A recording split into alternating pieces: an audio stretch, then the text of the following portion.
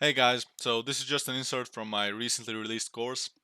If you haven't been following my videos recently, I have released a new course completely on stylized materials, and I have made a special promotion. The first 10 people to use the code down in the description get a 40% off. And if you want to buy my course, check out the link in the description. And now check out this insert from the course. See ya. So the next one will be a little longer, and it will start with a tile sampler. And what this tile sampler will do is basically we'll do something like 6 by 6, or not 6 by 6, let's do 6 by 3. Yeah, that should work fine. Sorry. Let's do a bit of size difference. So we want 0.1 here. We want these thin sort of needle looking shapes, and we want to lengthen them. So 0.75 on the Y. Scale, let's leave it at that, and let's put 0.8 in scale random. So we want some to be bigger, some to be smaller, and so forth. Position random, we do need a slight position randomness, and offset, as usual, 0.5 usually works the best, but you're free to test this out. And now we're going to do a bit of rotation, and I like to put them sort of in this kind of rotation here. And we want just a slight rotation random, because even if it's 0.1, we have all these messy looking shapes, which we don't really want. We want them to go sort of in the same direction, but not too much. So 0.3 or even 0.2 looks okay. And we will go down here, scroll down, and color random to the max. So what we will do is a simple distance node. You've seen this before. Just put this as a source input, and the mask is going to be histogram scan here, and just put position to 1 to make everything white. And here put 5000, and you should be greeted with these kind of shapes. So before we do anything, let's do a quick directional warp with a crystal node. And the crystal node is gonna be something on 5, pretty zoomed in. And let's just keep everything as it is and just do something like 40. That should do. Afterwards, let's do some edge detect. And the edge detect, I'm gonna place on edge width 1 and edge roundness 0. We don't want any roundness, we want the edges to be really sharp. So we're not getting any shapes yet, but bear with me, they will come up soon. So let's do a float fill node now.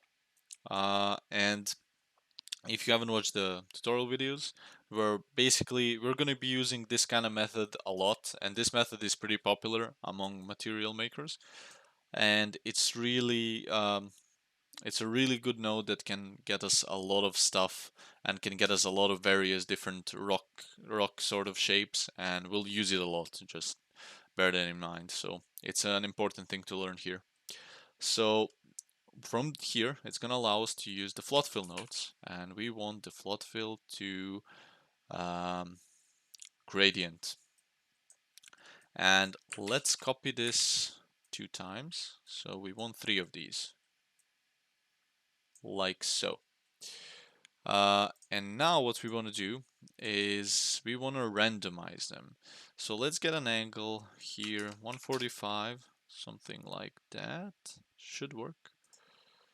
And angle variation 0.15. So what angle variation does, if we bump it to 1, it basically creates all these random angles, as you can see from where the gradient is coming from.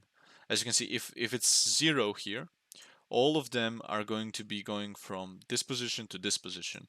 But if it's 1, everything is random. So this gradient is going from black to white like this one is going from black to white like this. So we want a little bit of angle variation here. And let's set up the rest of them. We want a little bit of it here as well. So do like -25, somewhere in that range. And just a slight hinge of angle variation. And let's do another one here. Angle variation 25 should do the trick. And 145 again. That seems like it can work. And now what we're gonna do is blend these together with min darken and do something like 0.6. And you might not see it, but let's just copy. Oh, sorry, this is wrong. Let's just copy it again and do this here again. So let's grab an auto levels and let's plug this finally into here. So it's hard to see on the on this 2D version of it, but as you can see, we're creating these lines and these edges so we create better rock shapes. But before we do that, what we want to do actually is put a gradient map here and put it to grayscale. So what this gradient map is going to allow us is if I pop in here, you can see how we can sort of sculpt these out. You can see how we can change where these lines are exactly. So let's put this completely to black. And I want this one to be something like here. As you can see, I want that to create that sort of edge on top, like so. See? That's what I'm sort of aiming for. And let's just maybe go a little bit more down.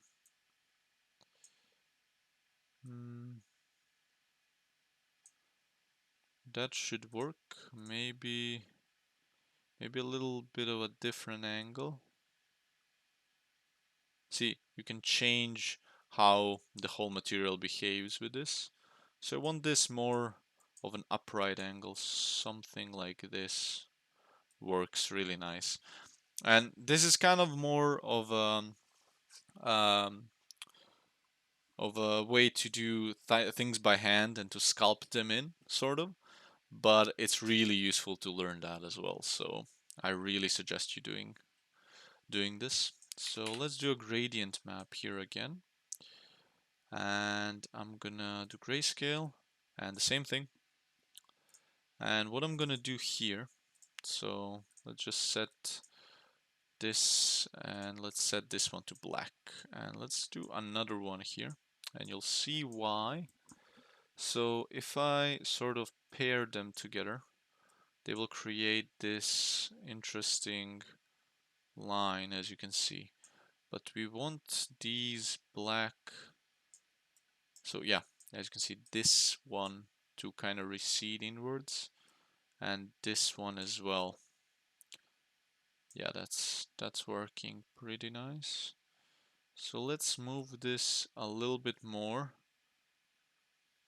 Something like that. And maybe spread these out just a tiny bit.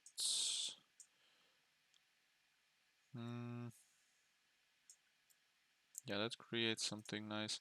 And we can always come back here and sort of change the angle of that. I think I like this one. Now, you see there's a lot of weird noise going on. We'll fix that in a minute, but yeah. Yeah, this is something I think I like. But another thing that we could do here is we could grab a Berlin noise again and put something like 5 on it. And before doing this, so let's make some space. Let's add another blend node and a Berlin noise to it and do a multiply. So a multiply. So as you can see, it does make it a bit darker, that I admit. Actually, we don't want that to multiply. Let's do overlay. Yeah, overlay is better. So, if you didn't see, this kind of method sort of makes the edges a little rounder. and you can see a little in here to change, and it makes them a little bit more interesting and a little bit more natural with this Berlin noise. So I suggest using that. The last gradient map here is this one, and let's do grayscale again. And what I'm gonna do with this one is I'm going to get this to somewhere like so, and I'm gonna clamp these two together, like really close together, and gonna bring them out like this. That looks quite fine. Yeah, that's pretty okay with me. And I'm just gonna copy this out and gonna place this in here. And we don't want the same Berlin noise. I mean, it's nobody's really gonna notice, but it's usually not the best to use the same Berlin noise. And you could copy this and just change the random seed. But what is usually better is bringing a transformation 2D, because this is a cheaper way of creating variation. And this is not really that important. So it doesn't need to be like a real different version of Berlin noise. So just bump it out and change it to somewhere random. So these two are different, as you can see. And we can dock this by using D on our keyboards. And this, if you're making some big materials, which one day you will probably be making, it makes you save some memory and some processing power with this by not creating another noise from scratch. So let's plug this into here. And as you can see, it immediately made this look a little bit more natural, just a tiny bit. So you're getting some cool shapes here, definitely. Some really nice carved out shapes. What we want to do is let's get another float fill node. So float fill, and we're looking for this to be box size. And what it creates is, the smaller the shape is in this particular matter, the darker the shape is, if that makes any sense. So see, this one is one of the smallest and it's really dark. And you can really see it if we do some auto levels here. And what we're gonna do with this is we're gonna get a blend node. Now, you don't have to do this. It really isn't that necessary, but just put this to multiply. And what this will do, let me plug it in, is it will get some of those shapes back, and some of them will pop out based on how big they are. What you can also use is float fill to random grayscale if you want this to be completely random and not just some what is the smallest. And I don't think, yeah, this one won't do much. So you can do this as well, so random grayscale. But that doesn't give us much of a good result because sometimes the randomness is a bit weird. So the best bet if you want to do something like this is actually just getting a B box size and just auto levels and plug it right in there. And this creates a cool effect. Sometimes the material itself is better without it, but I'm just gonna keep it for now because that's what's sort of intended to be like. And let's move this to the back here. The next thing we're going to do is we're gonna do a histogram range. And this sort of helps us correct the edges a little bit. And if we do a range of 7.5, there we go. We create, the edges are still really sharp, but we create a little bit better of a thing here. And we're not just gonna do that, we're gonna do invert grayscale. And let's do a histogram scan here. And so let's put a contrast up a little. And the position, we are sort of really looking for the edges here. So let's just put something like 0.6, something like that. I think will work fine. Yeah, something like that should work fine. And let's do a non-uniform blur grayscale. And by using shift click, drag this down and plug this one on top. And this sort of, as you can see, it kind of blurs these areas around the edges. And that's what we're sort of looking for. But we want it to be more subtle, so let's do 0.7, maybe 1. And if we place this here, yeah, this is way better than it was, although it's still creating those weird shapes. But sometimes they're really unavoidable, but we will fix them as much as we can, because that's what you really should do. Everything else kind of should be left to normal. Let's see the results if we put something like this. If we put way too much of a position, I mean, hmm, this is this sort of just kind of blurs the whole shape we have going on here, and we sort of lose that. Like we do get these clean looking edges, definitely, but we lose a lot. So I think this position should be, maybe if I really do something like this. Yeah, this position should be something like so, unfortunately, because we're gonna lose way too much detail if we do it otherwise. But we're not done yet with this, so let's do a distance node here. And instead of mask input, let's put it into source input. And what we're gonna plug into the mask input is actually our edge detect here. So by dragging the pin out and pressing Alt, you're gonna create a reroute node.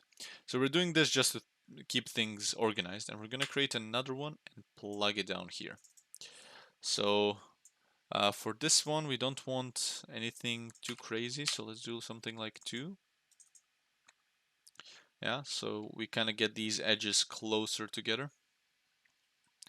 And we're gonna blend here these two together with a little bit of multiply, and we're gonna do something low, because if we do something high, it's again the same thing, the same problem we're creating.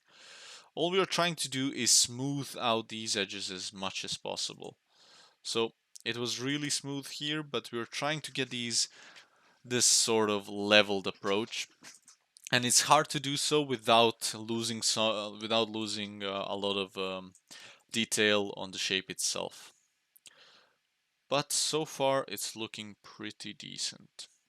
So let's do a directional warp, and let's bring out our beloved crystal node, and let's put something like 6 here and place it into intensity input.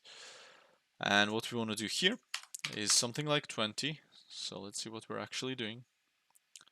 So something like 20, and let's choose an angle, because that's really important. So let's plug this in. I think this does the best job at it. So as you can see, it created this sort of fractaling kind of shape, and that's exactly what we're looking for. So the next thing is, let's move this to the left quite a bit, because we need still a little bit more of working here. So let's do save transform grayscale, and we're gonna offset this by something like 0.7. We're basically just trying to um, yeah, to make a different sort of noise here. It's in reality it's the same one, but we're trying to create a variation for the purpose of adding some detailing. And we're going to do something like 3.5 on the blur, and quality of course 1. And we're gonna go slope blur grayscale here. And it's actually going to be our slope, and the grayscale is going to be this directional warp. And let's put the samples up completely, and let's put this to something like 1.5. And it's creating those really some kind of weird, nice looking edges, and that's exactly what we're looking for. So let's put a blend node, and let's put this up here. Shift drag again, if you didn't remember. And we're gonna do min darken. And now this effect is a bit way too much, as you can see. So let's do 0.6. 0.6 seems to work. 0.4. Yeah, something like 0.4 does the job quite nicely. And the truly last finishing touch we're gonna do is going to be the custom node, and it's gonna be low passing here. And let's just try and do as much as we can. As you can see, some of these are already kind of fixed. So yeah, as you can see, we can't really fix it completely, but this does quite a good job at this.